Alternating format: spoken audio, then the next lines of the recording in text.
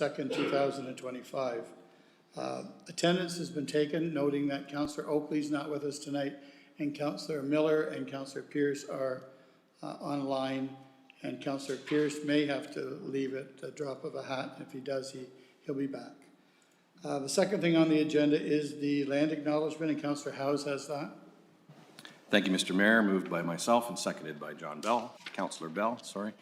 As we gather, we acknowledge that we meet on the lands and territory of the Mississaugas of the Credit First Nation, Six Nations of the Grand River, and the traditional territory of the Attawandarong.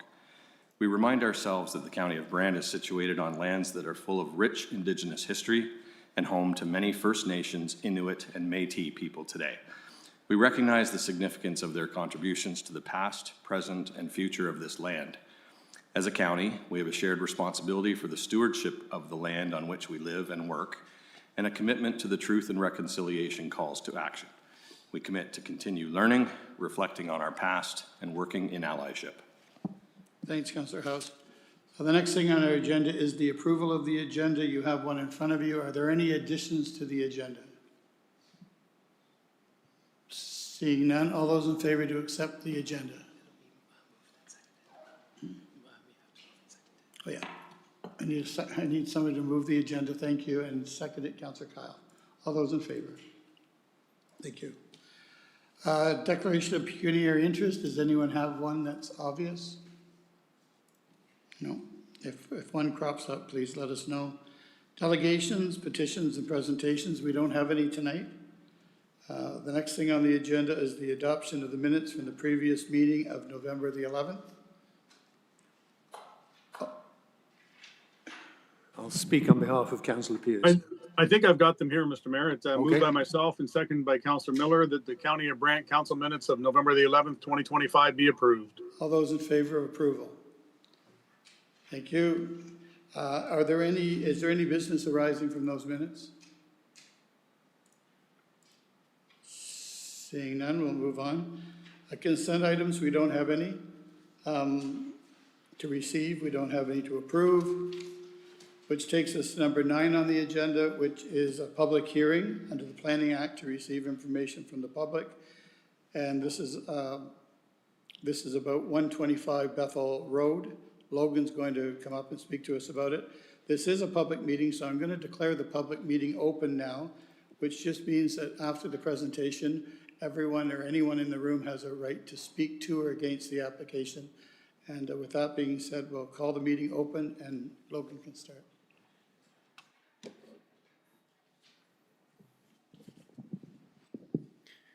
Thank you. Good evening, Mayor Bailey and councillors. I'll be presenting for informational purposes zoning bylaw ZBA 1925 LK for lands located at 125 Bethel Road on behalf of the agent Brooke Burlock of Zinluca Priamo and owner Steve Little on behalf of 214 Cars & Co.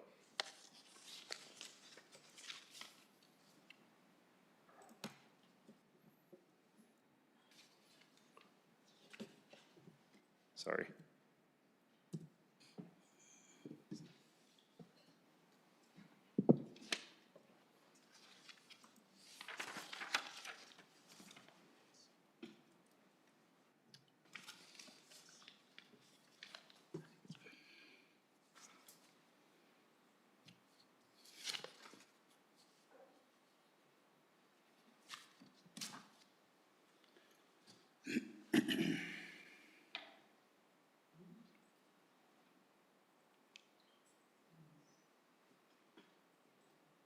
We should have Christmas music or something, at least elevator music.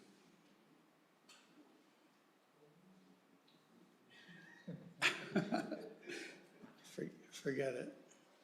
Just kidding.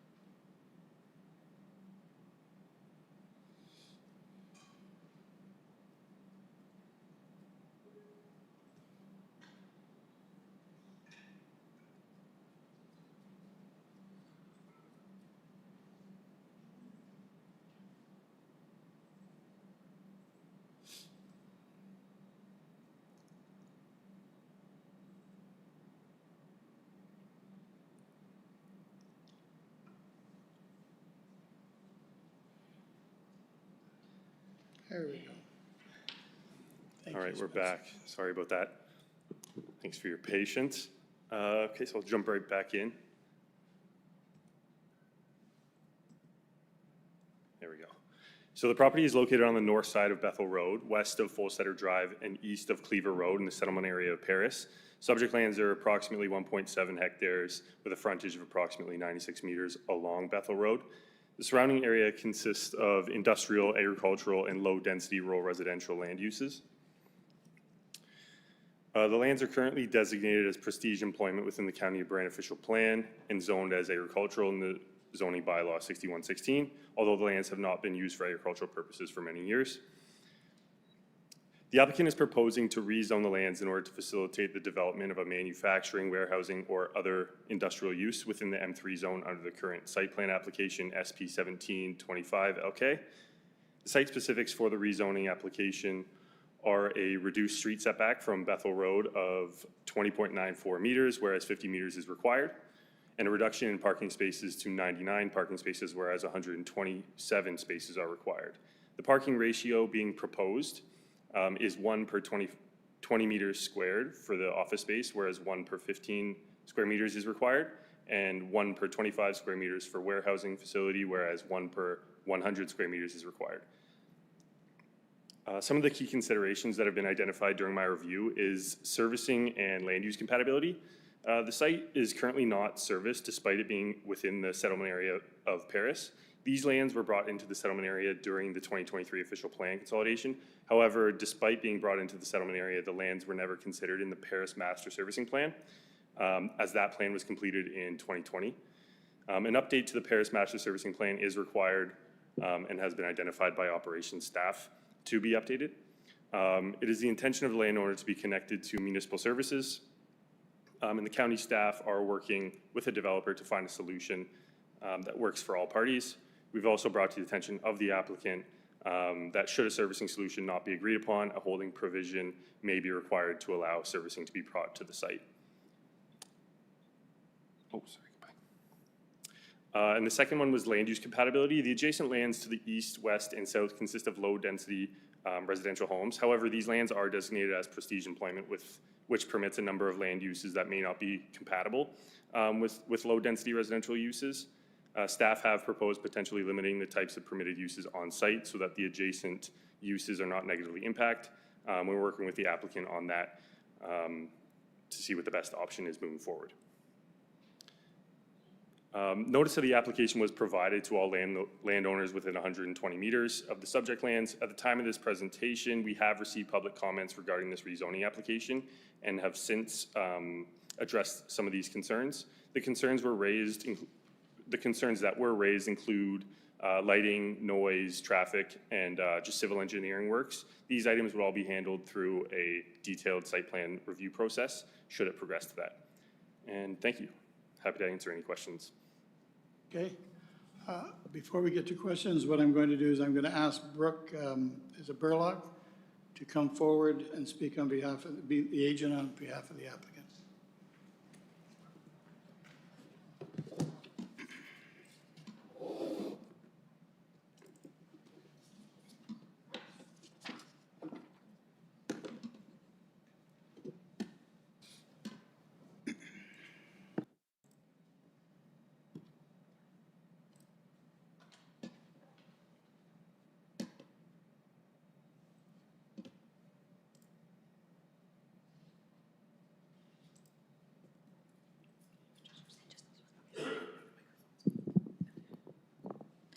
Good evening, Mayor, members of council, public, and staff. My name is Brooke Burlock. I'm a planner with Zelenka Pramo Limited.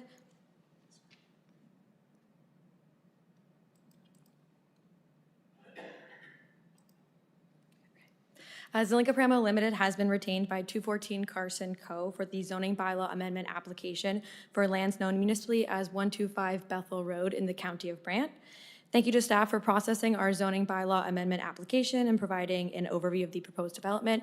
My presentation will just generally consist of some additional details related to the proposed development and planning analysis, and then I'll be available for any questions or comments from council or the public.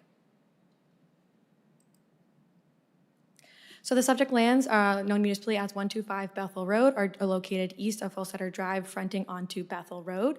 The subject lands are currently undeveloped and vacant of structure, as you can see on the slide. And so the next couple slides will just be some photos of the site, obviously earlier in the season before the snow came. So this is the street view facing west onto Bethel Road. You can see that the lands are undeveloped and just mainly consist of overgrown vegetation. And then similarly, facing east onto Bethel Road,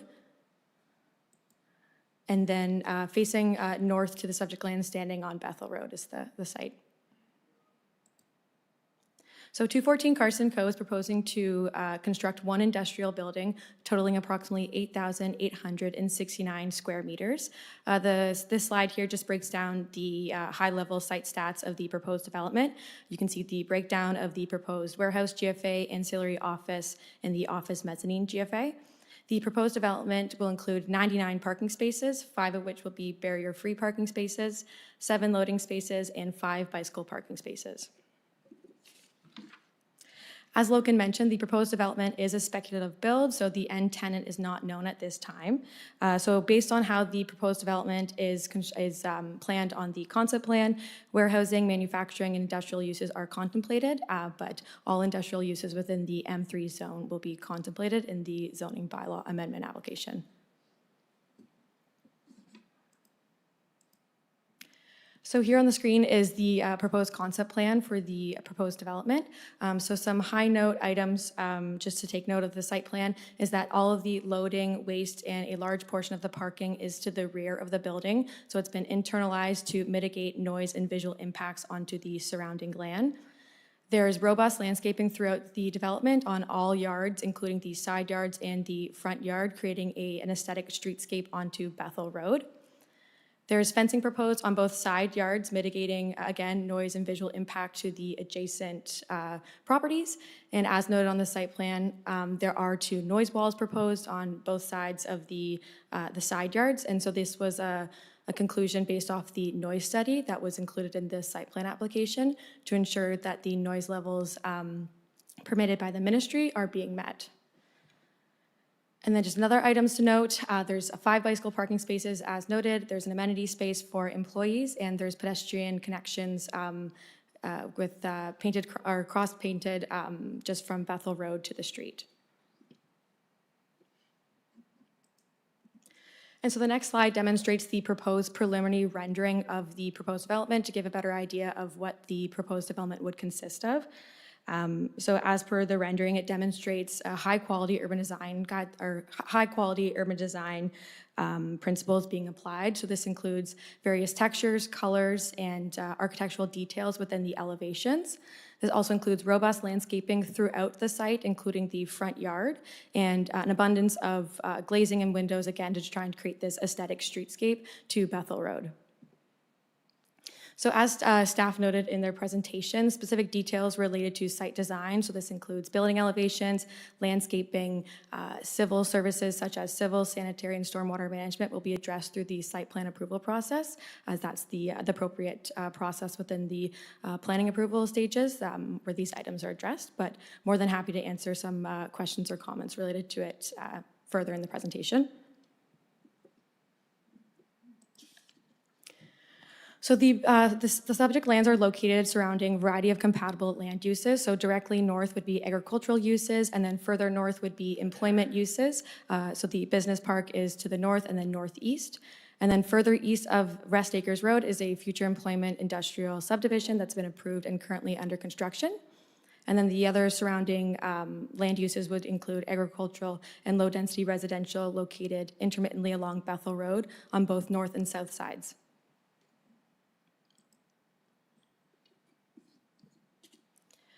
Under the county official plan, the subject lands are designated prestige employment. Sorry. As you can see in the slide, these subject lands are located within a significant area that are composed of prestige employment uses. So it is the intent of the county to permit these employment areas within this portion of the county. This is mainly because of the access to transportation connections such as Highway 403, which connects to other settlement areas within the County of Brant and other urban centers west and east of the county. The Prestige Employment Designation permits a range of industrial production, processing, and manufacturing uses, including those that involve chemical, physical, electrical, mechanical, and similar processes. And we also note that ancillary office is permitted. So the proposed development is permitted under the official plan. So the proposed development responds directly to the county's intention for these lands by making productive use of the Prestige Employment Designation along Highway 403. The development will contribute to the diversification of the county's economic base by providing new employment. So under zoning bylaw 61-16, these subject lands are zoned agricultural. So under the current zoning, the proposed development is not permitted. So 214 is proposing to rezone the property to heavy industrial subject to site-specific provisions. So the existing zoning of agricultural does not align with the current County of Brant official plan designation of prestige employment. The current zoning does not accurately depict the opportunity for intensification specifically for employment uses these subject lands have. We note that the official plan was just recently approved by the Ministry of Municipal Affairs in 2024. So the current zoning bylaw has not been updated to reflect these new permissions of the county official plan. So staff said that understand that this is a project that the county will have to undertake in the future as per the requirements of the Planning Act. So essentially, development in in compliance with the in effect zoning. It would be an inefficient use of the subject lands. Therefore, we are proposing to rezone to a more appropriate zone that is implementing the intention of the official plan. The proposed zoning bylaw amendment includes two site-specific provisions. So the first one is being related to parking. So under the current zoning bylaw requirements, 127 parking spaces are required. Which a parking study was completed, and it concluded that 127 parking spaces is surplus of what is required to support the proposed development. So the parking study concluded that the 99 parking spaces proposed would result in a surplus of 4 to 58 parking spaces, depending on what the end tenant is. So overall, the proposed parking supply is anticipated to sufficiently accommodate the proposed development. And then the second site-specific provision is the minimum street setback. So there's a number of factors that are contributing to the proposed minimum street setback of approximately 20.94 meters. One of them being is that the loading, the waste, primarily the snow storage, and a large portion of the parking has been internalized and is located at the rear of the building. So this has effectively shifted the building closer to the street, and this has done so to, again, mitigate any visual and noise impacts of the loading and the parking and the waste, which we typically would like to see at the rear of the building. Additionally, there is a proposed road widening along Bethel Road of 2.94 meters. So again, it's just effectively shifting the proposed building closer to the road. And to mitigate any concerns related to visual or noise impacts, there's robust landscaping in the front yard.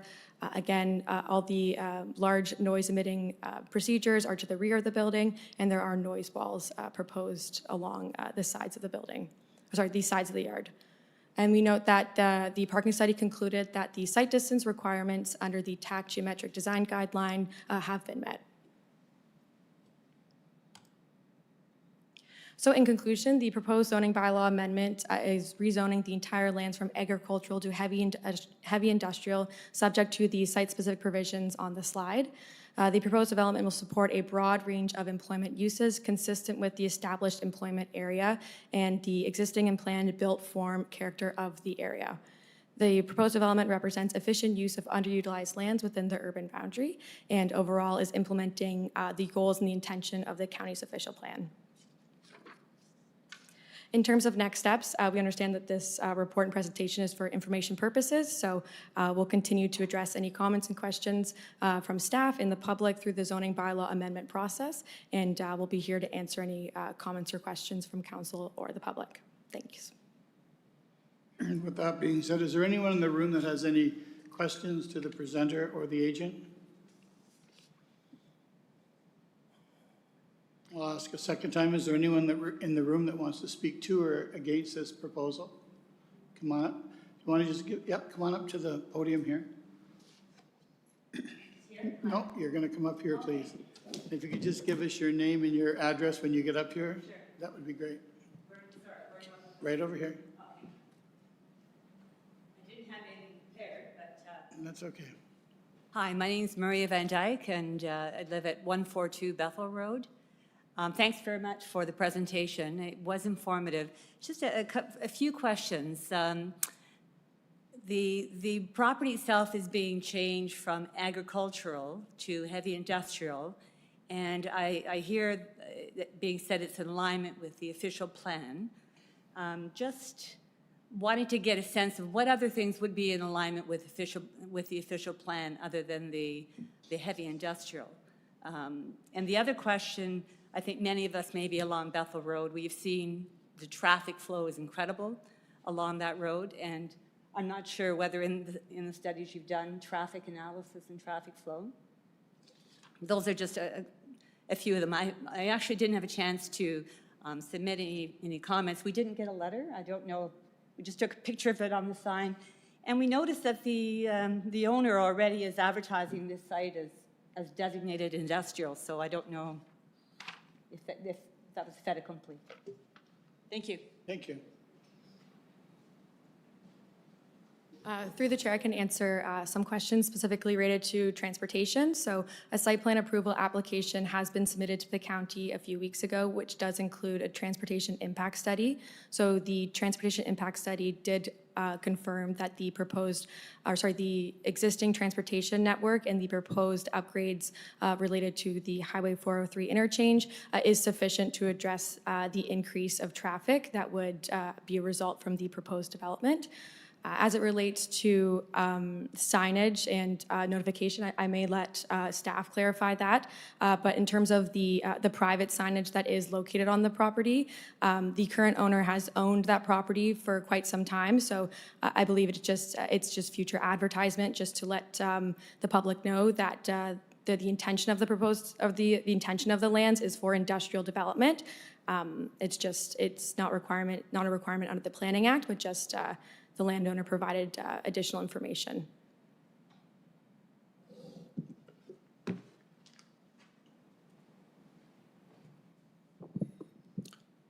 Through the chair, just to address the notice, it's our understanding that all property owners within 120 meters of the subject lands were sent a notice. So that's all I can really say in regards to that.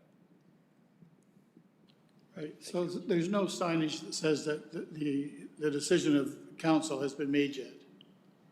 Through the chair, that's correct. And the signage that just says who owns the property, the big sort of logo, is all that was on the property, is that right? So through the chair, I'll just go back to a photo in the slideshow. I can go back.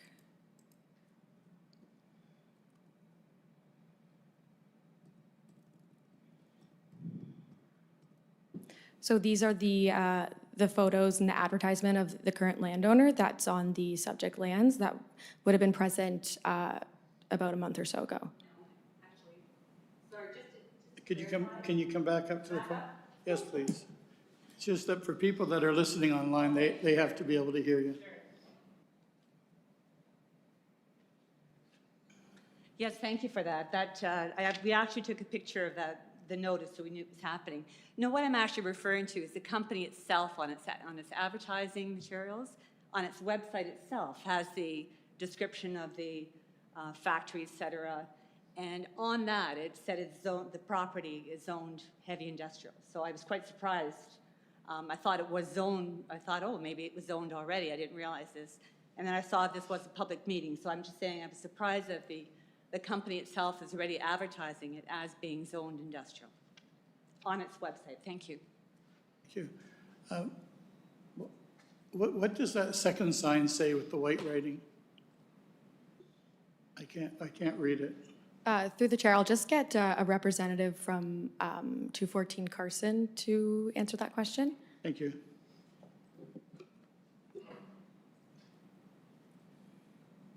The sign says industrial development coming soon. So the property is in the official plan for employment, which permits industrial development, and the sign is advertising to the neighbors and community consistent to what we would always do as to what the intent of the property will be. No, if you go on your website, right, on your website, where it says, You're going to have to come back up to the podium if you want to speak. I think we heard what you said, though, before. It's the website that you're concerned with, not the signage that's out there now. thank you, Yeah. Is there a rendering of the building on the website now? yes. There could be potentially a rendering coming. Typically, we would prepare renderings and put them on our website for activity that's going to be coming up in the upcoming year. Yes, we would. Okay, thanks, Brooke. You're welcome. Okay, so we've asked for the second time. Thank you for that. And is there anyone in the room that wants to speak to or against this application? I'll ask for the third time. Okay, seeing none, I'll call this part of the meeting closed and I'll bring it to council. Do you have any questions for the applicant? And, yeah, Councillor Bell? Yeah, thank you, Mr. Mayor. To the applicant or to staff, I'm sure both can answer it. Why are variances required? And Jeremy can smile because you know that's a question I will always ask. My guess is that since there is no tenant yet, and this is a spec build, it is more to do with economic optimization than being willing to follow our rule set. Would appreciate a comment from whoever wants to make the comment. Jeremy? Oh, So through the chair, that is correct. There's two site-specific provisions related to the zoning bylaw amendment. So the first one is related to parking. The required parking rates under the County of Brant zoning bylaw based on the review of the transportation engineer were quite high and were generally higher than what is required to accommodate the proposed development. So in order to be the most efficient with the land, with the services, and to increase employment opportunities of the proposed development, a reduction of parking is included within the zoning bylaw amendment. But the parking justification has confirmed that the proposed parking is sufficient. Yeah, just to follow on, if I may, Mr. Mayor, I presume then that since you freed up some space, you've expanded the size of the warehouse. Based on, through the chair, if we were to follow the parking regulations that are permitted or were required under the zoning bylaw, yes, the building would have to slightly be reduced or shifted. That also may result the building being closer to the street or closer to the adjacent properties. So it has provided the opportunity to increase floor space of the warehouse. So it's economic optimization. Economic optimization for the county, for the landowner, and it does increase employment opportunities for the county. Okay, thank you. Question on the zoning, it's M3-XX. When I look at the slide that we've got here, it's manufacturing, warehousing, or anything else in the M3 zone. Is that reasonable, given that you're only going to put a warehouse on there? Or are you planning to perhaps put something else there? Through the chair, as you mentioned, it is a speculative build right now, so the end tenant is not determined. So it is the landowner's preference to permit a range of appropriate employment uses. And so those extra uses that are within the M3 zone that are not necessarily specifically designed on the concept plan would be appropriate for the land. Right now, manufacturing and warehousing is the prime employment uses that are being contemplated. But through our analysis and through all the technical analysis, through the site plan application, the zoning bylaw amendment application, all those other additional M3 uses are appropriate for the land. So you would be perhaps considering a propane transfer facility or a food processing plant? Through the chair, at this moment, our client is not specifically looking to build that right now. But as I said, it's just more related to permitting all appropriate employment uses. The land adjacent to the north is zoned M312. And M312 does not permit food processing plant or propane transfer facility. Do we have any, it's a question to staff now, do we have any issues about having differing zoning requirements on adjacent lots in a given area. Through Mayor to Councillor Bell. Sorry, I'm getting a bit of that. Turn your mic up. Sorry. Okay. You can have differing zoning in a vicinity if it's appropriate. So the question here is food and propane appropriate? Given the location of the residential nearby, and as I think staff noted, the XX is going to be reviewing what uses may not be appropriate in this area given the residential. So a propane refill facility is probably questionable given the residential nearby from a safety perspective.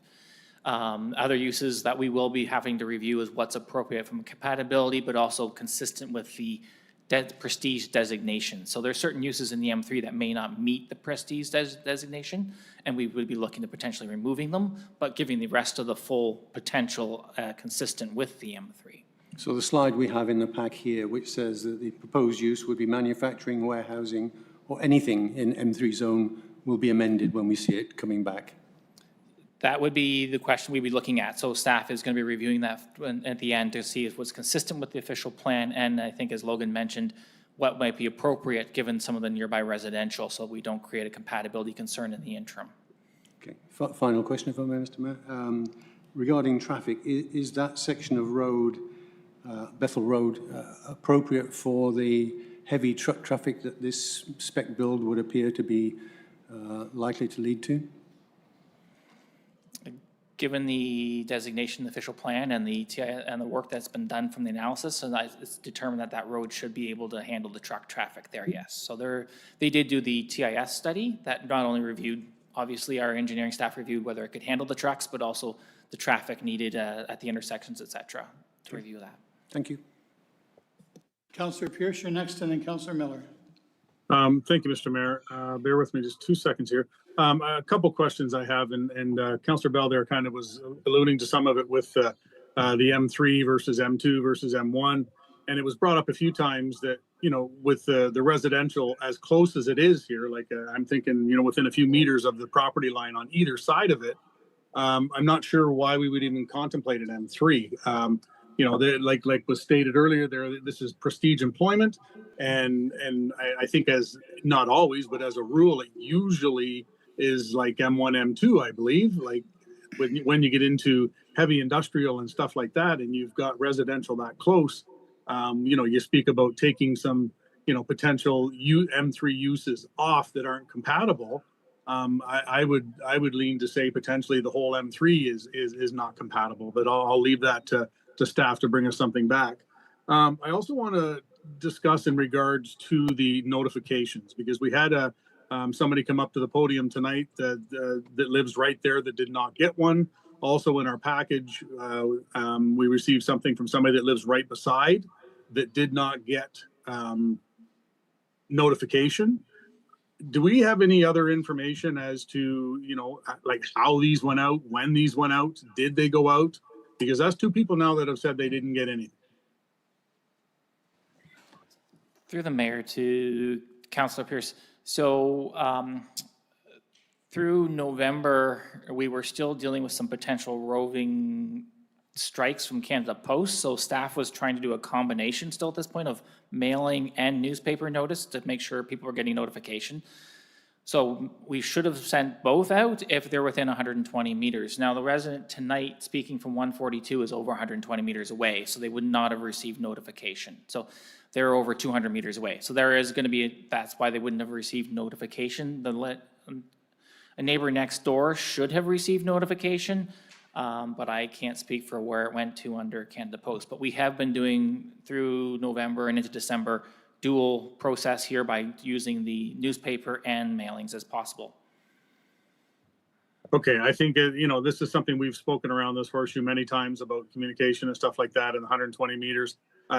This isn't the time right now, but I really think we need to revisit that, and we need to figure out a way that we can confirm that these notices have gone. If we have to take Canada Post out of the way, we're not talking 1,000 notices here. Even if we went to 250 meters, you know, depending on where we are, it might be 50. But at any rate, we can talk about that at a later date.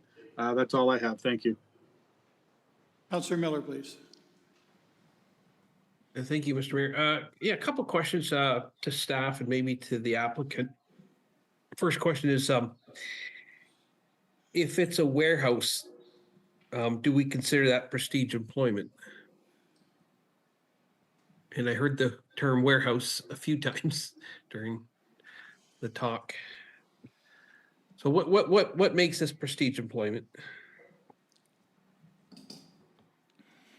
Through the mayor to Councilor Miller. So Prestige wouldn't be generally just a warehousing operation. There'd be more of an industrialized operation with a warehouse component, generally speaking. So there'd be, in addition to warehouse, Prestige, we'd be looking at some higher quality urban design, which they also mentioned. But some of the land uses would be not just warehousing or logistics. We would be looking at some generally industrial with warehousing components tied to them, which is consistent with industries of having a bit of office space, industrial operations, and a warehouse component tied together. Okay, so if it was just a warehouse, we would say that is, if it was just a warehouse, we'd say that's not prestige, correct? Or could we make that call?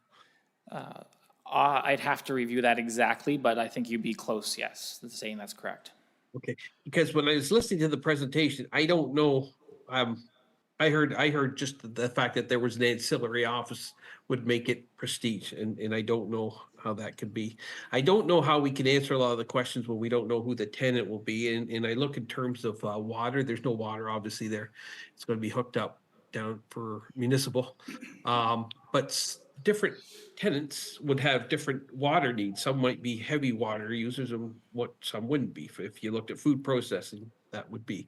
So we don't have a timeline for when those services would be available, do we? Through the mayor, I can sort of speak to this. Through discussions with operations staff and development engineering, we have put out an expression of interest for the works to get the services to the site. However, that timeline is likely 3+ years away, which obviously doesn't align with what Carson Co. Would like to see. So we are working with the applicant to find alternative solutions for servicing concerns. Okay, while I got you, Logan, through you, Mr. Mayor, when I look at this one, the whole stretch from Ballstetter on is employment lands. They're obviously not developed. And then you've got this one developing, and it's not contiguous. And is that good planning to just skip a whole bunch of space and then put it up? Do you consider that good planning? Through the mayor to Councilor Miller. So generally speaking, you do grow outwards, but we're not talking a substantial distance from the serviced areas in the industrial area next door, just down the road. So there will be a bit of minor leapfrogging in some cases where they have a site and someone's ready to proceed, while others are going to proceed a bit later on. So this isn't necessarily incorrect or bad. At some point, services will come to the end of this, and we just, we're not far down the street from some of the existing businesses. So it's not leapfrogging in the way which we would suggest is what we would call leapfrogging, which creates bad planning. Okay, it just seemed, the application itself just seemed a little premature when I seen it. I was wondering if it's possible for Logan to bring up the official plan from 2023 on the screen, because I got a general question, well, specific to this site, but it'll show a big blue area that's employment.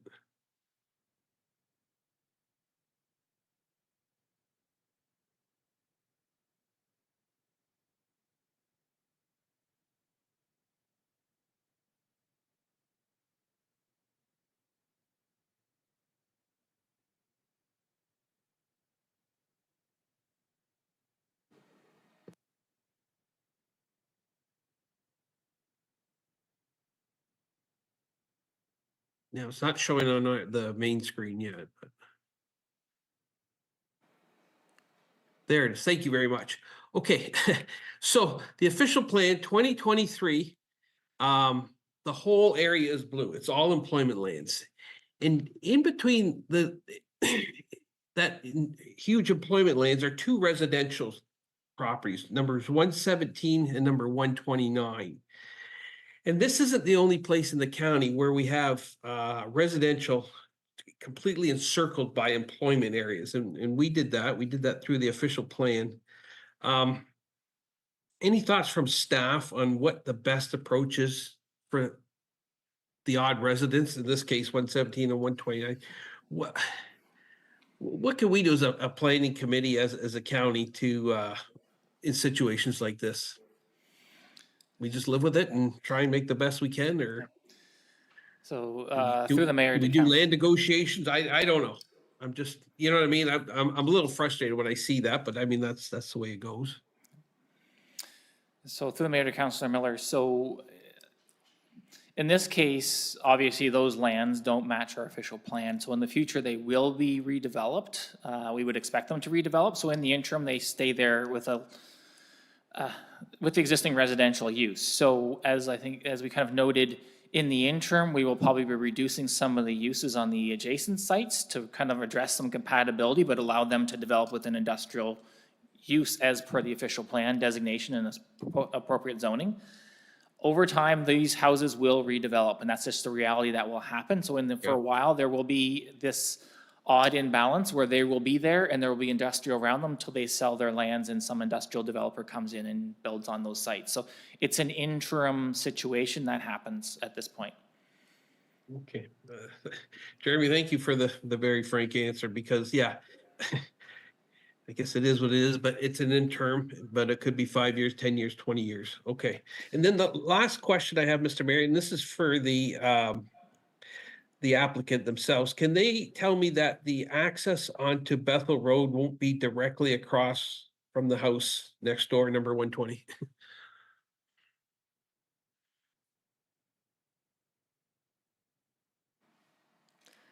Through the chair, do you mind just repeating that question?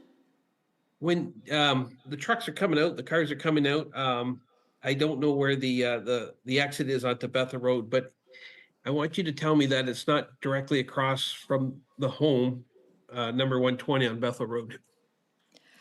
Through the chair, I don't believe the site plan currently shows that driveway across Bethel Road, so I can't confirm that right now. We can go back to the site plan and to confirm where that access does align. I can confirm that the parking study that did the preliminary site circulation review, which was part of the zoning bylaw amendment application, and then the TIS through the site plan application did confirm that the truck turning movements would not impact any of the adjacent residential driveways. But I can go back to our team and confirm exactly where that location of the driveway across Bethel Road would be in terms of the proposed driveways. Okay, yeah, please be cognizant of that when you're designing it, because I don't know how many times we've heard from other people who all of a sudden now they've got truck lights shining in their house because that's just the way it was designed. So, okay, thank you. Any other questions from council? Councilor Chambers? Through you to the applicant, I guess. The application is contemplating a site-specific zoning on this particular property, which allows you to identify the uses in the actual zoning, what the zoning is. For example, you're proposing that the application or the zoning be restricted to manufacturing, warehousing, and then you say other industrial uses permitted within the heavy industrial zone. I'm wondering if you can bring back, when this application returns, a little bit more specific on what the other industrial uses permitted within the heavy industrial zone would be, to so it would be a site-specific with particular uses identified, rather than the broad M3 industrial uses. Through the chair, yes, we definitely will be considering that. Just gathering all the feedback from counselors, staff, and the public related to concerns with some specific uses within the M3 zone. We can definitely take that back and address those comments when we come back next to council. And that would give the area residents a better understanding of what you're proposing to be there, and would restrict some of the things that would necessarily not be restricted under the M3 zone. The other question with regard to the side yards, both east and west, you use the term robust landscaping, and I'm assuming that's buffering for the neighboring property owners on the east side and the west side. And I'm just wondering if you could be a little bit more elaborate on what you're proposing to do to buffer the uses on your property with the adjacent properties, which are residential uses. Elaborate on what robust landscaping is, which is another term for buffering, I suppose. Through the chair, for sure. So for the landscaping, there will be a landscaping plan, or sorry, there was a landscaping plan included in the site plan application. And so I can't speak to the specific species and the trees that are going to be proposed in the side yard. I don't have that information handy, but again, I can provide that information. In terms of additional buffering, there are going to be noise walls on both the east and west side yards. And so as I mentioned previously, there was a noise study completed for the site plan application, and those were a result of mitigation measures that were recommended from the noise study. So the landscaping is more of a visual buffer, but the noise wall will be the buffering for noise mitigation onto adjacent lands. Any other questions from council? Okay, I think I have a couple of comments and a couple of questions. First of all, I mean, the people that are putting this application forward, it's not their first rodeo, so, and it is very vague, and they didn't try to disguise it as anything but vague, and it would come back with more details. I think again, knowing who we're dealing with here, because they have done a lot of work in the county, and they're going to do more work in the county, I would assume, that they'll do things properly when they have two residential neighbors, whether it's berms or whatever it takes to make the neighbors happy, because it isn't going to happen tomorrow or the next day or even next week. It's going to take a couple of years. And I would think that they will do it right. I have every confidence they will. The drawings, the renderings suggest that it's not going to be just a warehouse. It's going to be much more than a warehouse, whatever that means. With the gardens and the different finishes that they're using, and going to the expense of having the reflective glass so that you're seeing more trees instead of glass. I think all the right things are in there, and I think it's just because they've done it so often before. So I don't think we should be too worried about that. The only thing I'm concerned with that was said tonight is just because of the post office having some glitches or some problems right now, I'm not sure that that's the problem of the residents. I think that we should, as a county, make sure that those notices were delivered. Whether we have to deliver them ourselves or not, I don't know how many neighbors that this would be done for. And I also don't think that when you have a yardstick and you're measuring, and this guy gets one, this one who's so close to the neighbor, as you said, if she had have checked with her neighbor, she probably could have found out what was going on. That's not a great answer for me to hear. I think that if it affects you, whether it's 2 feet off the measurement of what's legally required by the county, I think that there's got to be a common sense factor that if it's affecting this neighbor and you live next door, you're also affecting this neighbor. So I don't think we should be using rulers and measuring devices. I think we need to do something that just makes sense and is considerate. And so I don't know how we do that. That's another discussion, as Councillor Bell said, another time. But we can't make the problem of the Canada Post the problem of the residents, because they didn't ask for it. And so I think we need to find a new way of getting the notices out there. With that being said, I'm looking for a mover to get it on the floor. Mr. Mayor? Oh, I'm sorry, Councillor Pierce. Thank you, Mr. Mayor. So if I could just circle back to the noise study, I want to just get clarification on that. When the noise study is done, was it completed as this is just going to be, warehousing, or was it completed on, hey, this is going to be heavy manufacturing? Because obviously those are two different things. So I'm just trying to understand. You said a noise study was completed, which is fantastic. That's all part of it. But when you did the noise study, because you say you do not know what's going to go into this building as yet, I'm curious as to how you can do a noise study if you're not sure what's going to be there. Through the chair, the noise study was completed contemplating, I believe, most of the uses within the M3 zone.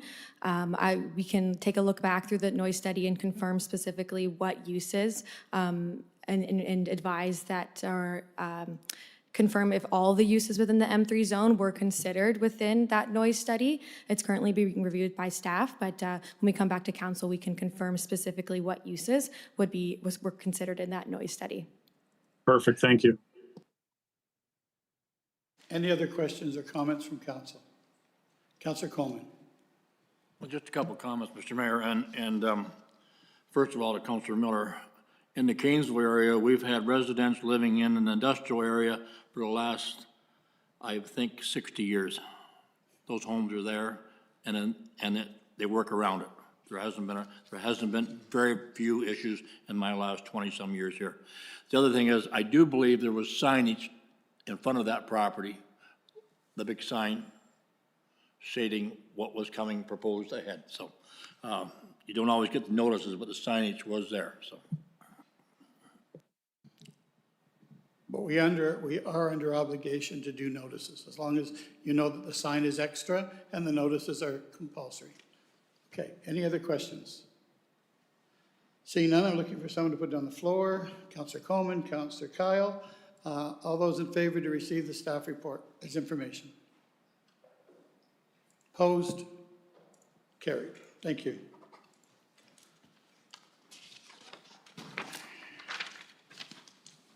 Takes us to 9.2, which is 169 and 197 Pottruff Road. And Logan, you're up again.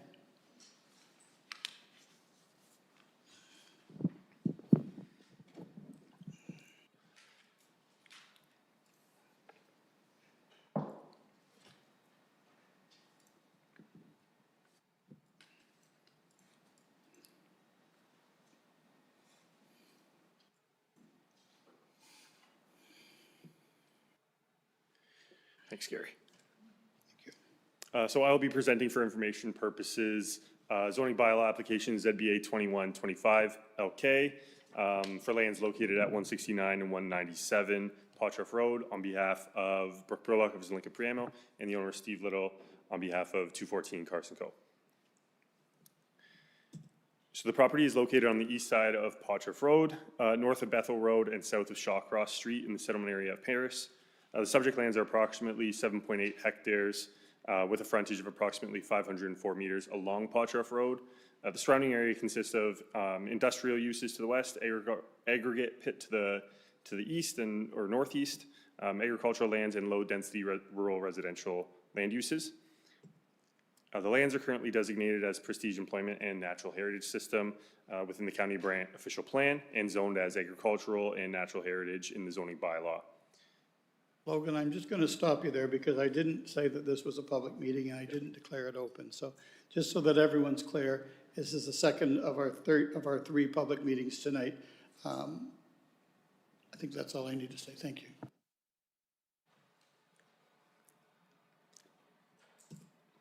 So the applicant is proposing to rezone the lands in order to facilitate the development of 3 buildings with manufacturing, warehousing, and other industrial uses within the M3 zone.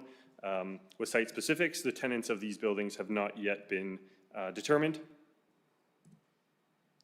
The site specifics for the rezoning application are a reduced maximum driveway width of 11 meters, whereas 10 meters is required, and a reduction in parking to 360 spaces, whereas 395 spaces are required. Similar to the last application, the parking ratio is being proposed is 1 per 20 square meters, for the office space, whereas 1 per 15 square meters is required, and 1 per 25 square meters for the warehousing facility, whereas 1 per 100 square meters is required.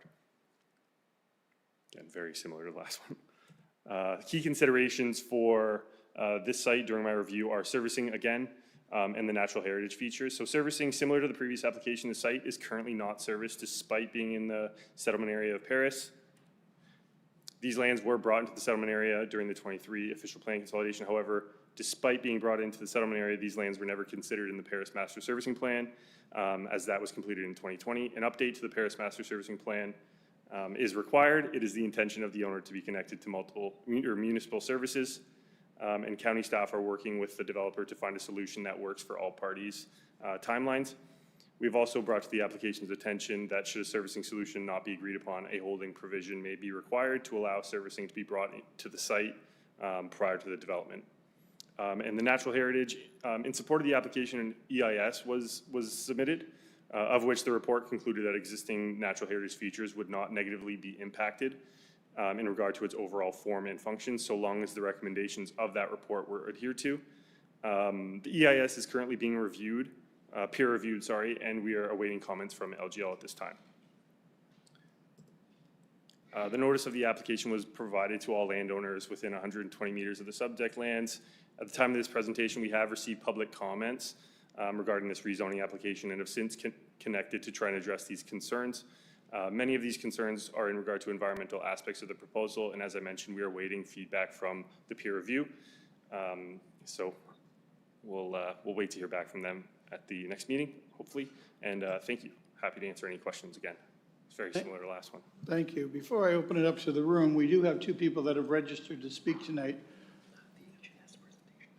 Oh, we're going to do the presentation, I'm sorry, from the applicant first. Sorry about that.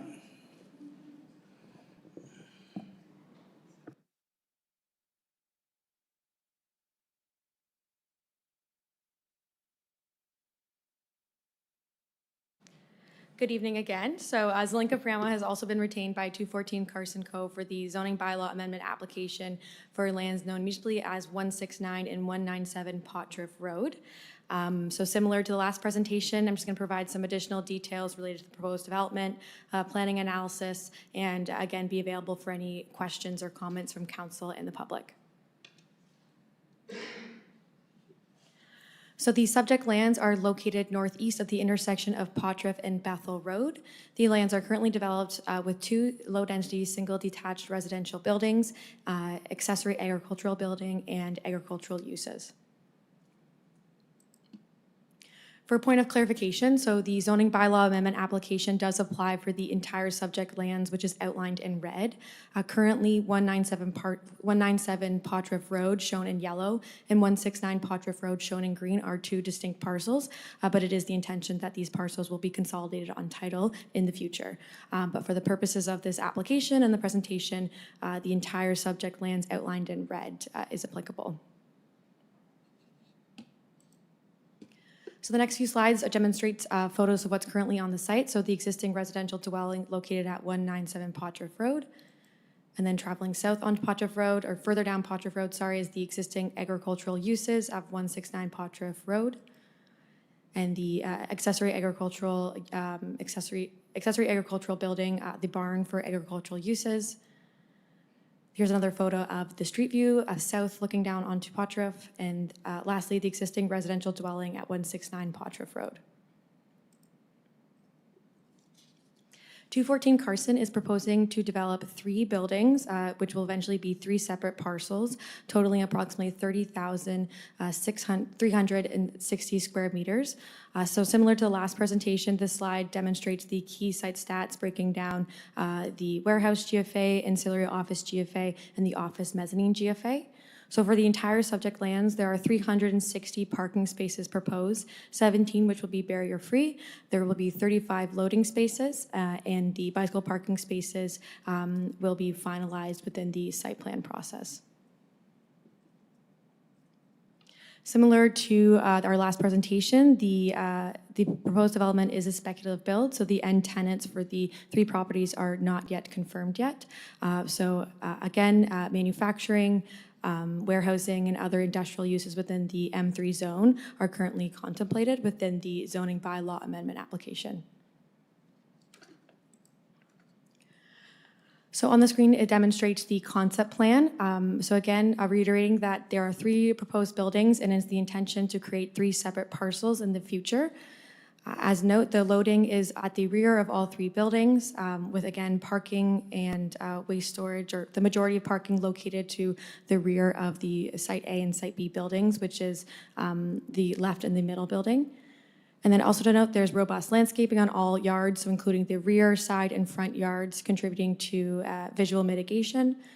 And then also, as noted, the proposed natural heritage buffer, which is a bit difficult to read from this slide, so I'll be able to provide a more zoomed up photo of the natural heritage buffer in a couple of slides.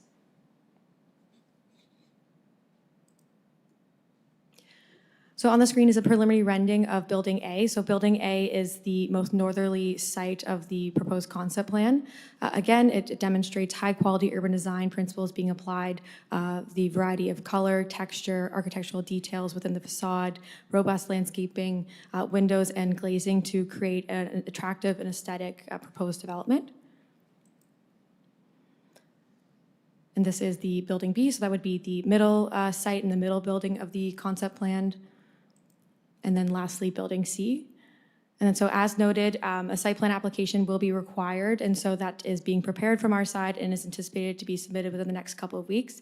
So details related to building elevation, site design, specifics relating to landscaping, bicycle parking, pedestrian connections, and civil such as stormwater management, water and sanitary will all be addressed through the site plan approval process. The proposed development is located with a variety of compatible surrounding uses. So right to the east is the aggregate uses for the gravel pit. Directly west is the future employment, so the approved industrial subdivision with various different employment uses. And then generally to the south and southeast, southwest is agricultural and low-density residential located intermittently along Bethel Road. Under the county official plan, the majority of the proposed development, the majority of the subject lands is designated prestige employment with the southeasterly corner designated natural heritage. As you can see on the side, similar to the previous presentation, the subject lands are located within a section of the county that is designated prestige employment, creating an employment area where the county is expecting employment uses to be focused. Under the prestige employment designation, various employment uses are permitted, such as industrial production, processing, and manufacturing uses, including those that involve chemical, physical, electrical, mechanical, and similar processes.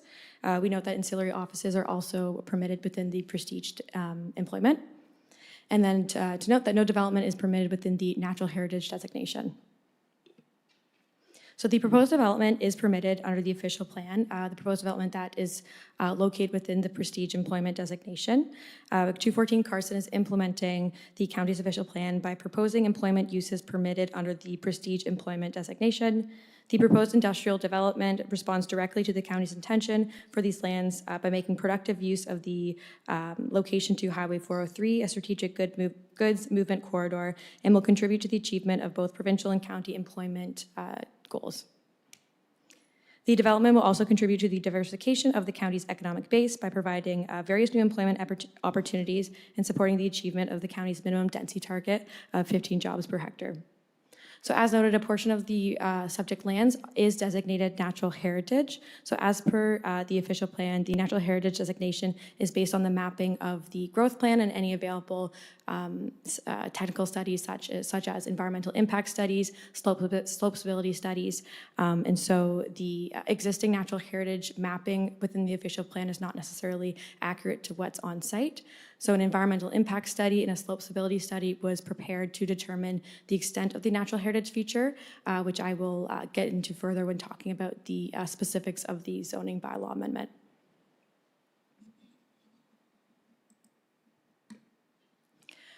So under the zoning bylaw 61-16, a large portion of the subject lands is designated agricultural, with that southeastern portion zoned natural heritage. So under the current agricultural zoning, the proposed development is not permitted. So zoning bylaw amendment to rezone the portion of the lands currently zoned agricultural to M3, subject to site-specific provisions, is proposed. There are also minor modifications to the natural heritage boundary based on the findings of the EIS. And a new natural heritage vegetative protection zone is also proposed surrounding the natural heritage zone. So similar to our last presentation, the existing zoning is not consistent with the county's official plan. So the county's official plan was just approved by the ministry in 2024. So the zoning has not been updated to reflect the county's intention for this area and this specific property. Development in compliance with the in-effect zoning would be inefficient use of the subject lands and would be inappropriate given that the subject lands is planned for employment uses and is located within an employment area. The proposed development contemplates two site-specific provisions. The first one is related to parking. So under the current zoning, 395 parking spaces would be required. And through parking review, the 395 parking spaces is in excess of what would actually be required to support the proposed development.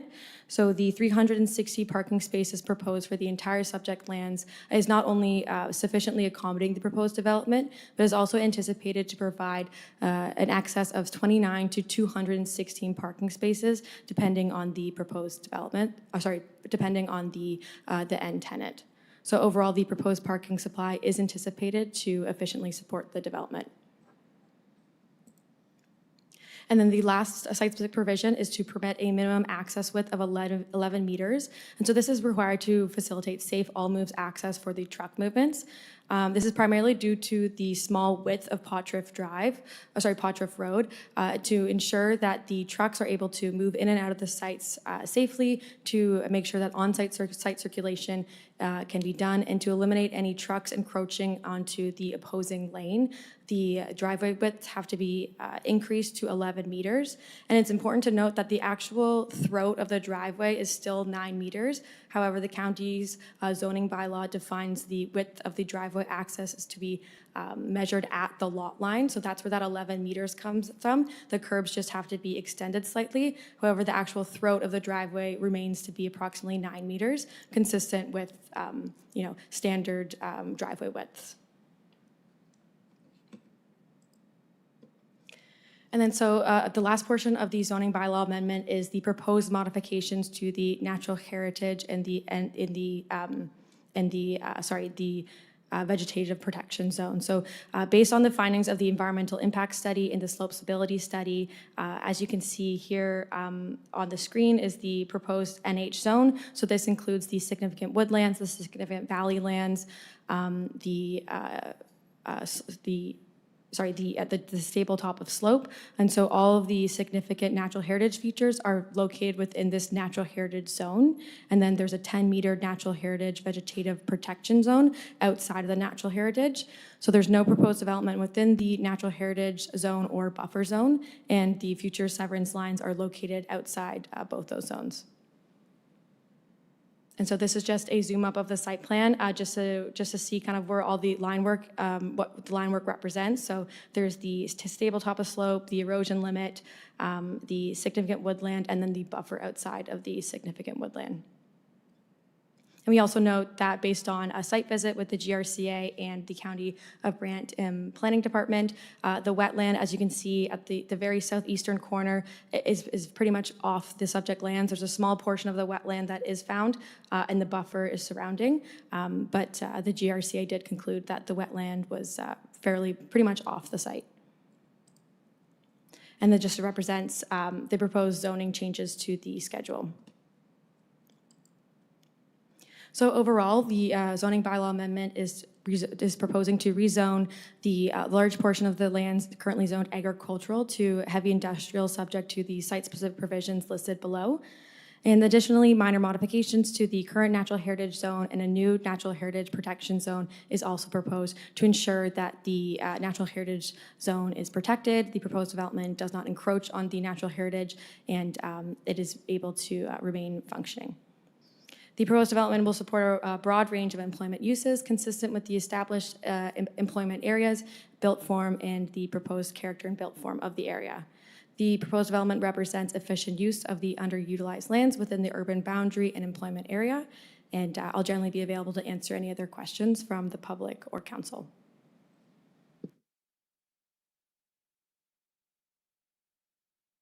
Thank you. We do have two people registered to speak before I open it up to the room. Is Mallory here? Mallory, do you want to come up?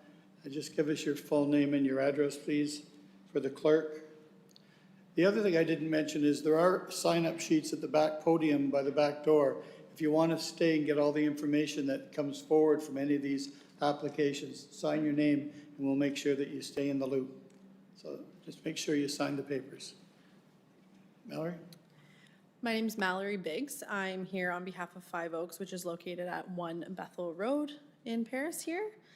So as I said, I'm here on behalf of Five Oaks Center, located at 1 Bethel Road in Paris. We appreciate the opportunity to share with you our concerns about this application with the County of Brown Council, the applicant, and staff.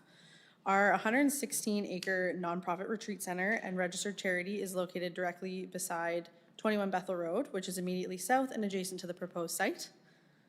Our property boundary lies about 130 meters from the area under application. In addition, we also own the property on the southeast corner of the intersection of Potterif and Bethel Road. Five Oaks has operated continuously for 72 years at this location. Founded by the UCC, it now functions as a vibrant educational retreat center and intercultural hub, welcoming tens of thousands of guests annually for community, environmental, cultural, and professional programming. We also partner with many businesses and organizations throughout the County of Brant to support shared learning, sustainability, and community development. We provided written comments last week, and we just have 3 areas of concern that we would like to focus on this evening. One being our center's drinking water, including the source, quantity, and quality of this water, the proximity of this site in relation to an Indigenous ceremonial site, and protecting youth and our guests' health and safety. Firstly, Five Oaks Center operates a regulated spring-fed, non-municipal, non-residential drinking water system. All potable water for the entire 116-acre site, its staff, and approximately 15,000 annual visitors is supplied exclusively by multiple natural hillside spring sources located on the Five Oaks property. These spring collection galleries fed by gravity into the slow sand filtration plant, then into an on-site storage reservoir called a clear well. The water is then treated with primary disinfection, which is chlorination for us, and then distributed throughout the site by a spring-fed groundwater pressure system. The spring, sand filter, reservoir, and pressure system are entirely dependent on natural groundwater recharge and surface water contributions to the groundwater within the immediate upgradient catchment, including the lands that are subject to the current rezoning application 169 and 196 Potterif Road. Because the drinking water source of this is spring-fed and not a deeper aquifer or well supply, the quality and quantity of Five Oaks drinking water is directly sensitive to changes in groundwater recharge, runoff patterns, and any potential contamination on the lands immediately upgrading of the spring sources. It's also worth noting that we have staff on site year-round, and the Five Oaks water supply is their daily drinking water. The following reports and detailed plans are missing from the current reports for this application, and we request that the county staff require the applicant to provide them. So to date, there's no detailed water management or stormwater management plans available. When a detailed stormwater management plan is available, it will need to identify how this application, through the proposed site plan, grading, and drainage plan, will maintain the existing groundwater recharge, including the quantity, quality, and location of recharge, how the proposed site development will affect the wetland hydrology, and how it will prevent erosion in Whiteman's Creek tributary, example, not increase the amount of water that flows to this tributary. Without detailed water assessments of the stormwater, surface water, and groundwater, the potential impacts can't be accurately evaluated, and appropriate zoning categories can not be put in place to protect these areas. The tributary on Five Oaks Center property receives water from this site, which drains naturally towards the creek and wetland, making it highly sensitive to changes in runoff, infiltration, and hard surface expansion.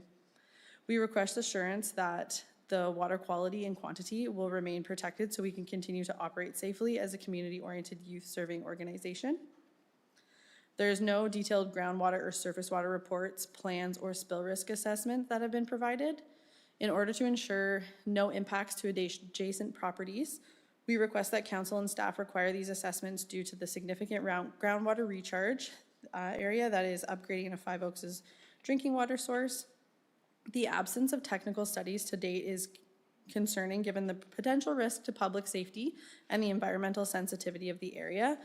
Our goal is to be responsible planning that safeguards shared water resources and prevents negative impacts before they occur. Secondly, the rezoning site is approximately less than 350 meters from Five Oaks campsites and a sacred Indigenous ceremonial site used by Six Nation partners. We do not speak for Six Nation partners, but however, we do strongly recommend that they be notified that a proposal application is close to this site and that they be consulted in a meaningful way on the impact of this application may have. Thirdly, less than 500 meters downstream, primary school children who attend our programming take part in outdoor education and play in the same watercourse that flows directly from the proposed rezoning site. Protecting water quality is essential to ensure safety, support learning, and promote the well-being of youth on our property. To conclude our presentation, we acknowledge that we're not specialists in land planning or water resources. Our request is that these technical assessments be provided, and further, that the planning and engineering staff review these reports and, along with the risk management official for drinking water, identify the land uses that would not be permitted within a municipal water well protection area and exclude these from the permitted uses of the site. Following the review of the additional technical studies and plans, zoning areas and permitted uses may require modification. For example, council may consider an M1 or M2 zone for the portion of these lands outside of the required recharge areas, natural heritage, and natural hazard areas, and their buffers to ensure the risk of the water supply and natural environment of Five Oaks Center is minimized. As a nonprofit and longstanding community partner, we cannot hire technical experts and rely on county staff to ensure a protective review. We respectfully request that staff and council ensure that these items are fully addressed and ask for access to all future studies and reports with an opportunity to provide input once they're completed. Thank you for your attention. Thank you for your presentation. It was very well thought out. Are there any questions? Actually, we'll hear from the other delegate first, then we'll come back. David Rogers, are you in the room? Yes, I'm here. Oh, you're up there, okay. I'm How on are a you? video. Can you just Good. state your address for us, please, for the clerk? So I'm the tenant farmer at 1 Bethel Road and 21 Bethel Road. I raise grass-fed, grass-finished beef, pasture-raised pork, and pasture-raised chickens for eggs and meat. Go ahead. So I don't really have any questions. Mallory has a very good presentation. So going to look like chump change compared to her at this point. The overall feel at this point is the environmental impact of a high density or M3 zoning industrial space this close to the Grand River, and especially to livestock farming. So that's my main concern, is the environmental impact. From what I understand from a previous neighbor, the previous owners at 21 Bethel Road, they couldn't even build a small barn on site. So I believe it's rather asinine that the county is allowing or potentially allowing a site like this to be built so close to the Grand River. As a young farmer in the industry, I feel like the whole feel of this council meeting at this point is we will pave over Brant County and feed ourselves from another county. Yes, so that's my thoughts on the matter. Okay, that's great. That's great. I'm just wondering whether you were at a different council meeting than I'm at, because I don't think that we ever said we were going to pave over Brant County, but I'm going to leave it at that, and I'm going to ask, is there anyone in the room that wants to speak to or against this application? I'm going to ask for the second time, is there anyone in the room that wants to speak to or against this application? And I'll ask for the third and final time, is there anyone in the room that wants to speak to or against this application? Seeing none, I'll call this part of the meeting closed, and I'll take it back to council for questions. Councillor Hauser first.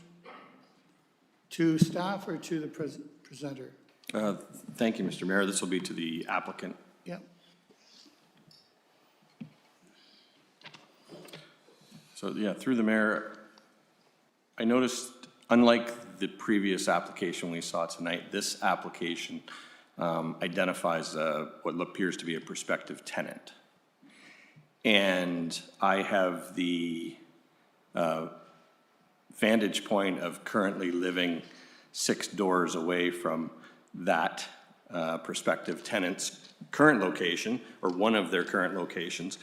And my curiosity question is, are we anticipating a similar manufacturing facility in this tenancy arrangement, which then leads me to have some curiosity questions more towards the traffic impact studies, because I'm having a little trouble picturing the big trucks going down what I remember of Pottruff Road.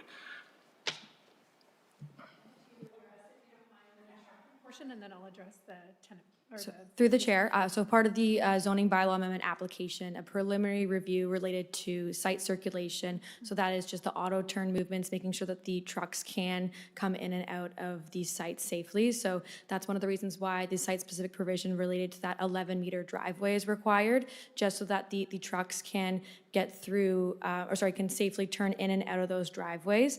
The transportation impact study has been completed. It hasn't been submitted to the county yet, just because we're finalizing the site plan application, but it has concluded that the Pottruff Road can accommodate those truck movements and that volume of trucking required for the proposed development.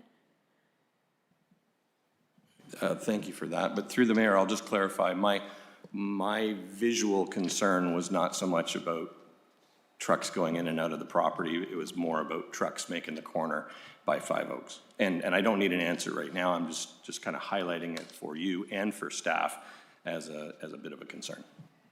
Through the chair, we'll definitely take that back to the transportation engineer and make sure that they reviewed the truck movements and the circulation through kind of the external intersections. And I'm just going to pass it over to Brooke, because I believe she was going to speak to the future or the possible tenant for Site A. Sure, and I'll introduce myself. I'm Brooke Hayward. I'm the Chief Operating Officer at 214. And I would just like to say, just to try to speak to the groups that are here today, environmental sensitivity is very, very important to us. In fact, half of us come from that background. So making sure we balance our communities and grow where we need to grow and protect where we need to protect is very important. There wouldn't be any uses here that wouldn't follow all strict guidelines to make sure they're adequately and safely able to do what they need to do in order to deliver good jobs and economic growth in our community. One of the three buildings, you are correct. We are pen strokes away. We've been working with a group for over a year who are looking at acquiring property A. They do manufacture, they're in the renewable energy space.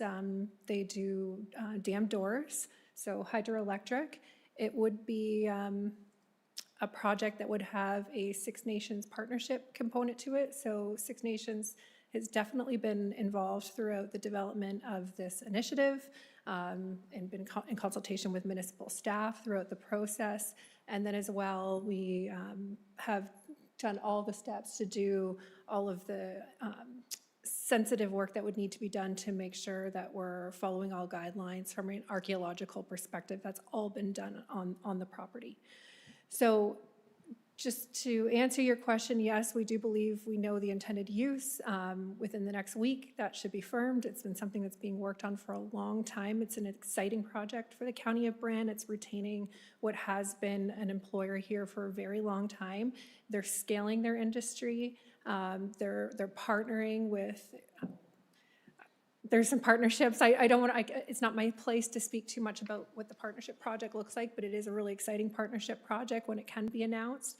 The facility will be designed in such a way that it won't be like the current location where they are right now. I think part of the concern where they're operating currently is they're in the middle of a residential area. And they don't want to be in the middle of a residential area anymore. They want to be in an area where it's designated by the county for employment lands, and that's what's happened here. And we've even taken this one step further on this property.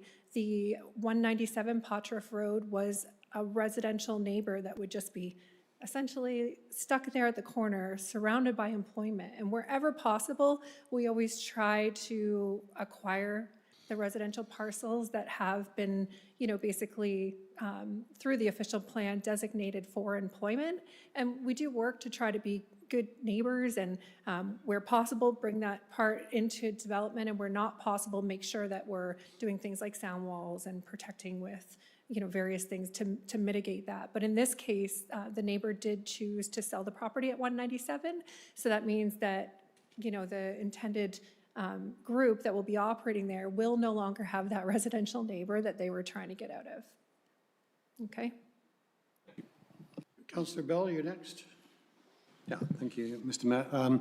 Question for our presenters. The issue of stormwater, I think when we debated the approval for the site to the west of you, I remember Five Oaks and others being concerned about stormwater management and the runoff. I don't see any stormwater management ponds on the drawings that you've shown. How will you address stormwater?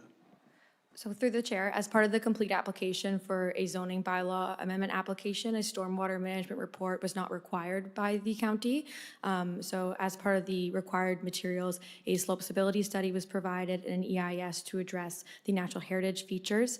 And a geotechnical study was also required and also provided as part of the zoning bylaw amendment application. Through conversations with staff and comments from the public, we understand that stormwater management is an item that's going to be addressed and finalized. And we previously met with staff earlier this week, understanding that it's a bit of a unique site in terms of planning for stormwater management. We note that a hydro-G report, which I believe the representative from Five Oaks was requesting, was not required by the GRCA because of the wetland not actually being located on the subject lands. So just overall, we understand that stormwater management is an item. We're currently preparing draft drawings and plans to mitigate stormwater management concerns. We're planning to provide those to the county within the next upcoming weeks. Seeing as that it wasn't required for the zoning bylaw amendment application, we're hoping to address this through the site plan process. Maybe I didn't hear you properly, but did you say that stormwater management report was not required at this stage? Through the chair, correct. A stormwater management report was not required for the zoning bylaw amendment application. Could I check that with staff? I mean, it seems rather odd given you're paving over 7 hectares of farmland here. So through the mayor to Councillor Bell. So at a zone change, you generally wouldn't necessarily require a stormwater management report. Stormwater management is at a site level when they do site plan. So then that's when we're actually seeing the building, the asphalt paving, how they're going to lay the site out. Then we look at the detailed stormwater management plan and look at the quality and quantity and everything put together. So that's when you see that detailed level. At this point, it would be just speculative report, so it wouldn't be necessary. Yeah, but just to go down the road a little bit, if you put a stormwater management pond on this site, you take away either parking or you take away some of the space that is used for building. So it's kind of relevant. So through the mayor to Councilor Bell, true, it's going to alter the site because they will need to provide something and address it. The question first is just from a zoning perspective, we're just looking at what uses are going to go on the site, then they come forward and find out how the uses will fit with the stormwater management as well as landscaping and everything else. So that's not finalized at this point, it's conceptual. Just to understand how it might look. But to again, take it one step They will. further, if you take away some of the parking, you're already asking for a parking variance. So the parking variance will change, so it is relevant to the zoning. While I'm on zoning, the immediate parcels to the west are all zoned M1 or M2. So has any consideration been given to zoning this parcel as M1 or M2? And that, I think, might go some way towards helping the concerns that Five Oaks have. I think they mentioned it in their presentation. Through the mayor. I should have asked one of the two Brooks for that one. Through the chair, through conversations with staff previous meeting, similar to the comments and remarks we made related to Bethel, we have been discussing that with staff. Again, it's a speculative build for Site B and Site C. We know that Site A, there is a tenant in the works, but again, not confirmed. So the zoning bylaw amendment application is really just looking to permit all appropriate employment uses. We're hearing the comments from the public and council, so we'll definitely be taking those back and discussing that with our client. I'll just pass it to Brooke as well. One of the biggest reasons M3 is being considered right now, and if there's specific uses that are of concern, I think that we can look at striking those out, okay, just to give comfort to the group. You'll probably be surprised when I tell you the biggest reason M3 is a requirement right now, and why we're asking for, and specifically for the group going into Site A, is they do need a little bit of outdoor storage behind the building, and Prestige does not permit outdoor storage. So it's nothing about the use being anything that's going to be, you know, toxic or concerning or anything like that. That's why we're very agreeable to working towards, you know, coming up with a solution that gives comfort to the broader group while still allowing this operation to do what they need to do. And because they do manufacture some fairly large components, they need some handling area outside, and that just pushes us into the M3 category. So I think there's definitely going to be some common ground that can be met and bring back to council the next time we meet. So, you know, keeping potentially the M3, but striking out a lot of the concerned uses. Or possibly having M3 in the northern part of the site and M1 and M2 to the southern part of the site as an alternative. That's an alternative we can discuss as well. Yep, Yeah. absolutely. Final comment, if I may, and this is to staff. If you go across Rest Acres Road and you look at the 403 Business Park, the entrance to that business park is a divided highway, a very large road structure. To Councillor Howe's point earlier, Bethel Road and Potgrove Road are not a divided highway. They're not a substantial road at the moment. Do we have plans to create the same kind of infrastructure on that side of Rest Acres Road as we have on the west side?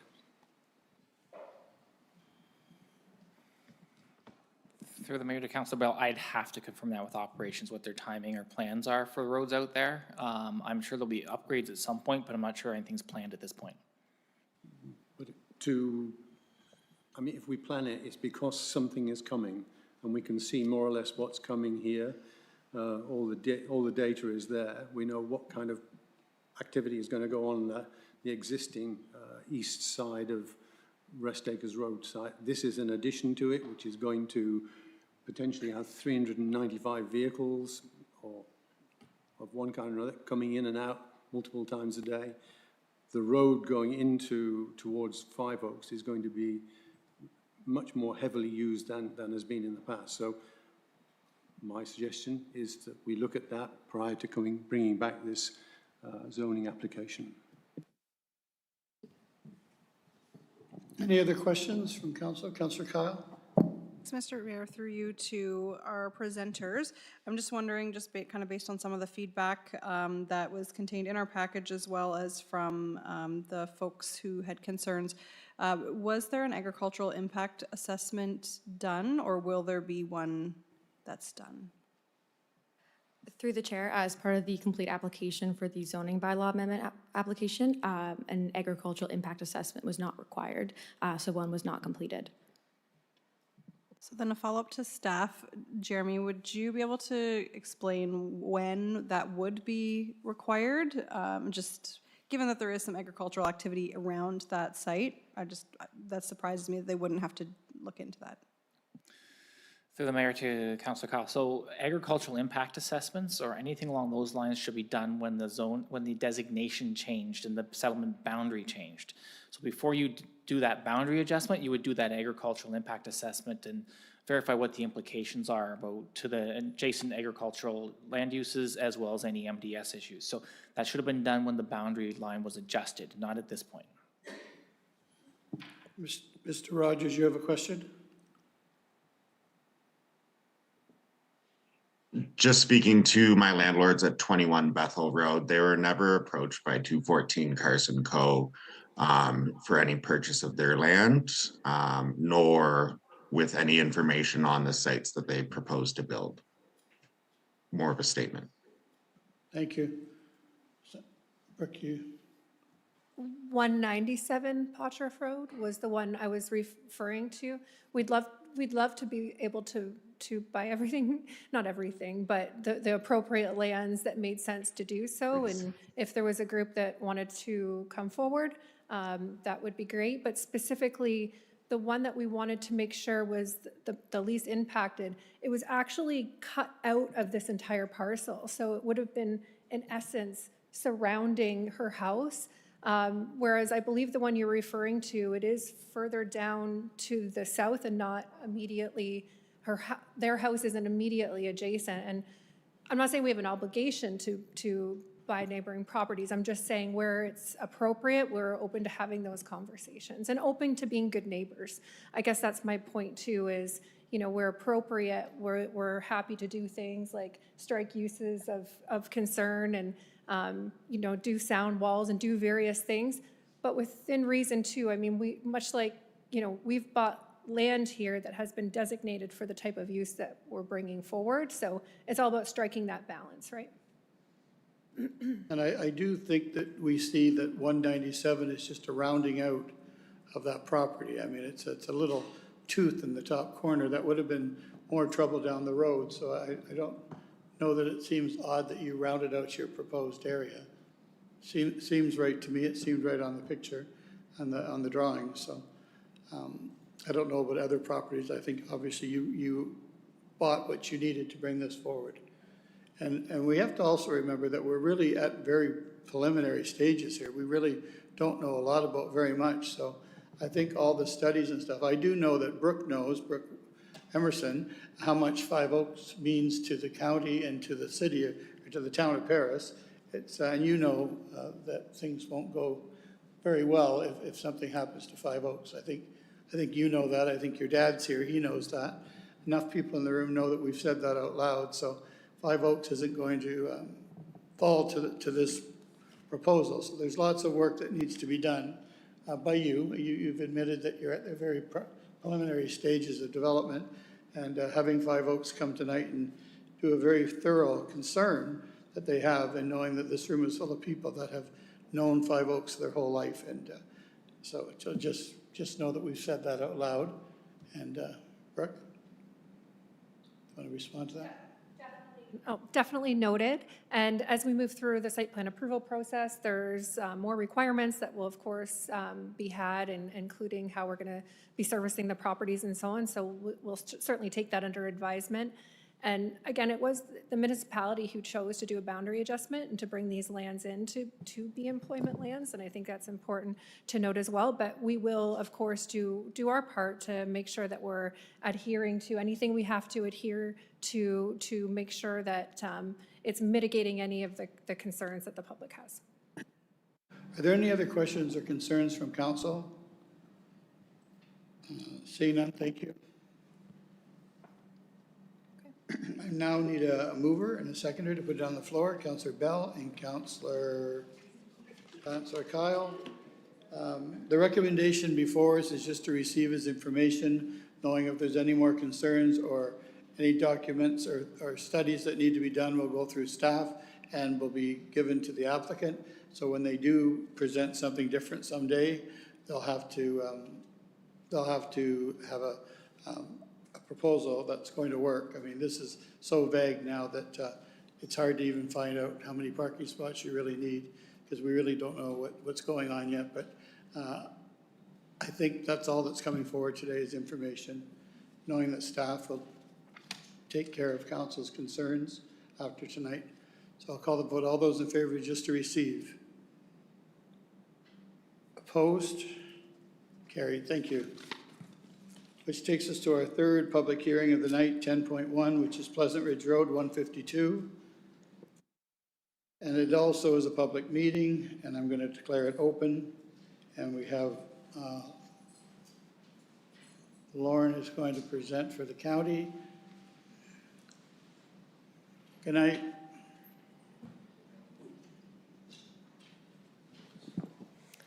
Thank you. I'll be presenting zoning bylaw amendment application ZBA 1825LG from Cahoon Engineering, agent on behalf of Deanne and Richard Johnston, owner of 152 Pleasant Ridge Road. Staff are recommending approval of this application. The subject lands are located north of Old Challard Lane, east of Pleasant Ridge Road, and west of the City of Brantford municipal boundary. The subject lands have a frontage of approximately 136.36 meters along Pleasant Ridge Road and an area of approximately 0.63 hectares. The surrounding area consists of residential uses to the north and east agricultural uses to the west, with the CN Rail Trail being located along the eastern property boundary. The subject lands are privately serviced. The lands contain one existing dwelling and two accessory structures, a shed accessory to the residential use, and a building that is being used for the home industry to store equipment and vehicles. The home industry is accessed by a separate driveway from the primary dwelling. The Operations Division has confirmed that since this entrance has been in place for more than 25 years, an entrance permit is not required. The existing home industry on the property has been in use for more than 8 years, and it has not been demonstrated that the current or any previous uses are legal nonconforming. Therefore, the zoning bylaw amendment is required to permit the use. The subject lands are designated as rural lands within the County of Brant official plan and zoned as rural residential within the zoning bylaw 6116. Zoning bylaw amendment application. ZBA 1825 LG proposes to rezone the subject lands from rural residential to rural residential special exception 65 in order to permit the home industry limited to the area highlighted in Schedule B. This area is also highlighted on the site plan that's being shown. Following the November 11th information meeting, the applicants reduced the proposed lot area for the home industry use from 30% to 25%. This is in accordance with the proposed home industry official plan policies. Additional parking space is required for each employee associated with the home industry, in addition to the parking spaces required by bylaw for other permitted uses on the lot. Any outdoor storage area shall only be permitted within the rear yard, and a visible barrier is required to screen the use from the street and adjacent lots. The applicant is also looking to recognize the existing street setback to the dwelling of 7.3 meters, whereas 20 meters is required, and the existing interior side yard setback to the dwelling of 2.2 meters, whereas 5 meters is required. It was identified that a 37.73 square meter lean-to addition was added to the existing home industry building between 2020 and 2022. No building permit was issued for this addition. Therefore, the zoning bylaw amendment is seeking to permit the existing lot coverage for accessory buildings of 360 square meters, whereas 140 meters is required, and a building permit will be required upon approval of the zoning bylaw amendment application. Staff are proposing that the hedgerow and slope valley area along the rear of the subject lands be rezoned to natural heritage. This is to ensure the protection of the existing trees and vegetation, recognize the slope at the rear of the property, and to act as a vegetative buffer between the home industry use and the trail along the rear of the property. Notice of this application was posted on the property in the newspaper and mailed to all property owners within 120 meters of the subject lands on November 12, 2025. No comments were received as part of the public circulation. And for the reasons outlined in my report, it is my professional recommendation that zoning bylaw amendment application ZBA 1825 LG be approved. Thank you, and I'm happy to answer any questions. Thank you. And now representing the applicant is the agent, is Rashika, and she's online. She's fighting a cold. Is she still there? Good evening. Wait a minute. There we go. Okay. Sorry. Still Good can't, evening. we can't see you, but we can hear you. I am under the weather, so I can barely talk. I believe Bob is also online, and he may use those words that I can't currently use my voice. Thank you very much, Mr. Mayor, members of the committee. We're in receipt of the planning staff report and have worked with staff over the past few months to come to a resolution to recognize the existing use on this property, which has occurred for several years, probably in excess of 5, maybe 8 years. We are supportive of the application. I know the owner may be in attendance tonight, but we are in support of the planning staff report. Happy to answer any questions that the committee may have. Thank you very much. Thank you. The owner's here. Do you want to say anything? Yeah? Do you want to come up?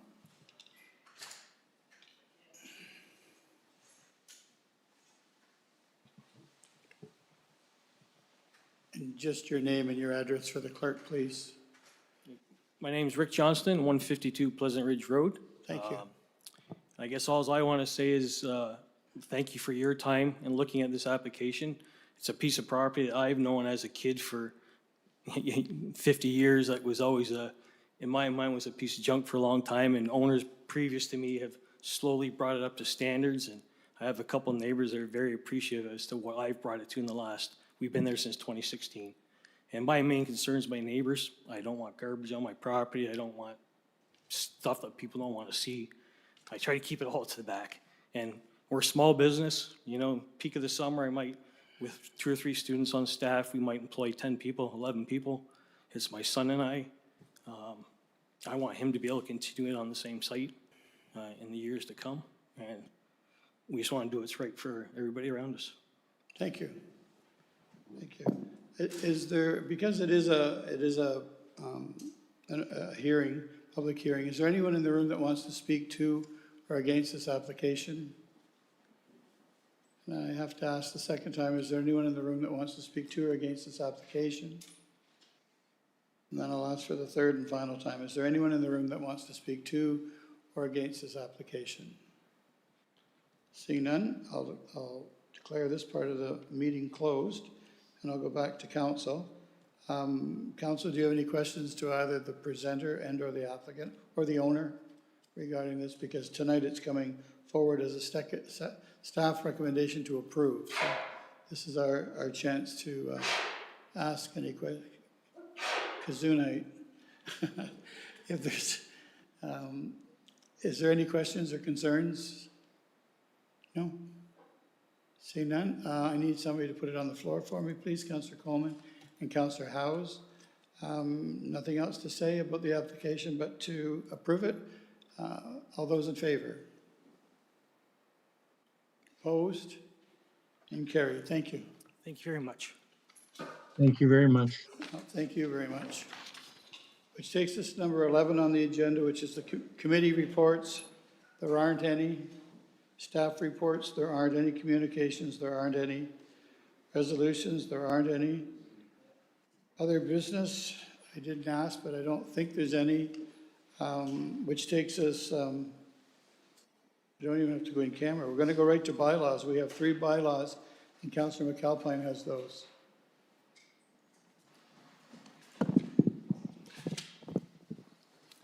Okay, moved by myself and second by Councillor Bell that bylaws number 120-25 to 122-25 be read a first time. All those in favor of the first reading of the 3 bylaws? Okay, if you could do it again, Councillor McAlpine. Okay, moved by myself and seconded by Councillor Bell that bylaws number 120.25 to 122-25 be read a second time and all preambles and clauses be adopted. Are there any questions to the second reading of the bylaws? Seeing none, all those in favor of the second reading? Okay, and if you want to do it one more time for me, Councillor McAlpine. Okay, moved by myself and seconded by Councillor Bell that bylaws number 120-25 to 122-25 be read a third time, passed, signed, and executed. Thank you. I need the vote on the third reading of the bylaws. All those in favor? Opposed and carried. Which takes us to number 18 on the agenda, which is the adjournment of the meeting, and the next meeting will be the call of the chair. All those in favor of the adjournment?